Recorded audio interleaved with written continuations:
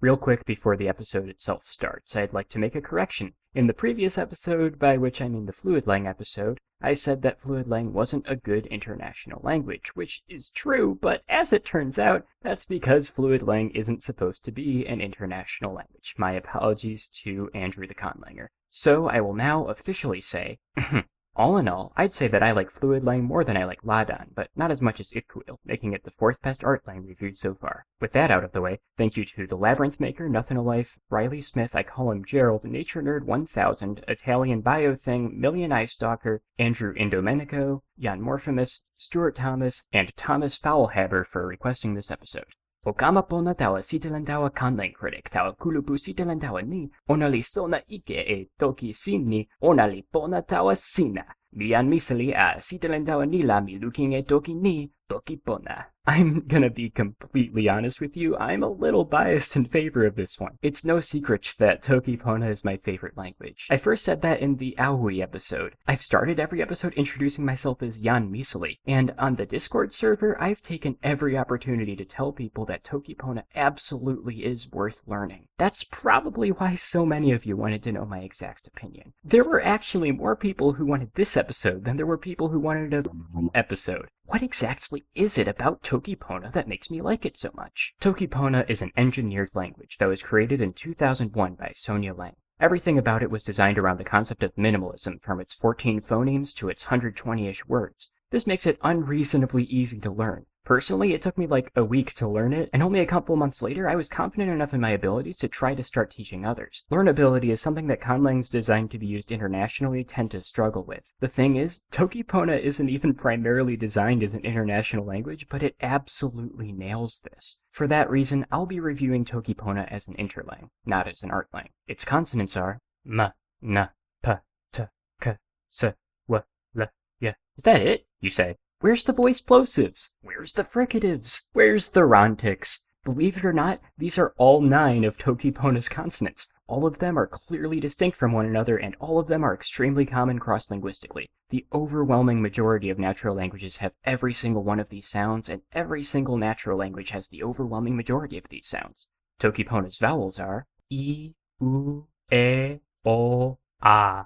Ah yes, the 5-vowel system. Now, I've said before that I prefer the 3-vowel system, but the 5-vowel system works fine here. After all, languages that have less than 5 vowels tend to have other features that Toki Pona doesn't have, like length, diphthongs, and/or an absurd number of consonants. Plus, in addition to there being a small number of phonemes, there's also a small number of total syllables, which are shown here. This is a syllable structure called CVN, or consonant vowel nasal. It's in some major languages, like Mandarin and Japanese. On top of that, you can't have consecutive vowels or consecutive nasals. All this together means that Toki Pona's phonology maximizes pronunciability for everyone regardless of their first language. As far as I can tell, there isn't a single natural language with monolingual speakers that has fewer syllables than Toki Pona.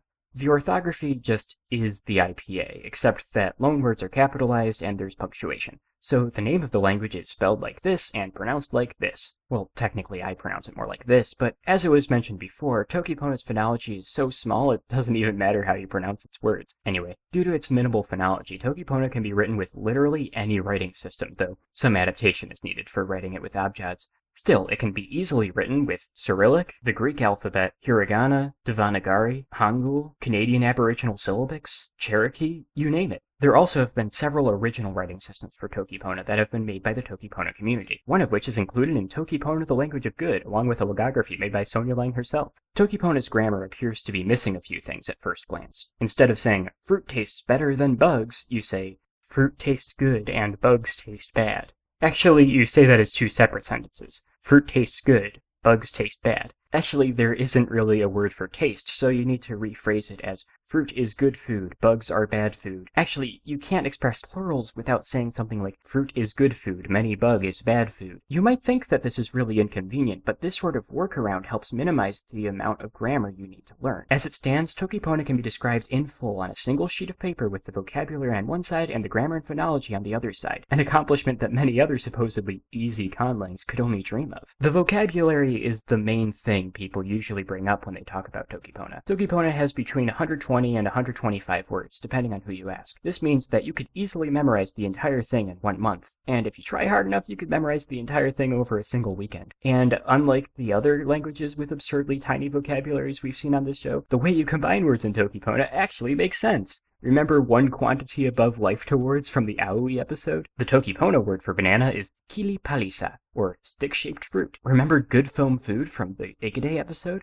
The Toki Pona word for pie is pansui, or sweet grain. A friend is yan pona, a good person. And alcohol is telonasa, a weird liquid. The only problem I have with the vocabulary is the number system, which is next to non-existent, but that can be justified by saying that specifying exact amounts of things isn't important most of the time. The idea of a distinction being unimportant is the source of pretty much all of Toki Pona's apparent lexical gaps. Good and simple are the same word, because why are you speaking Toki Pona if you don't think simplicity makes things good? Want and need are the same word, because why would you ever want something that you don't also need? All in all, I'd say that I like Toki Pona more than I like Lojban, making it the best interlang reviewed so far. Thanks for watching, and I'll see you next time, where I'll be reviewing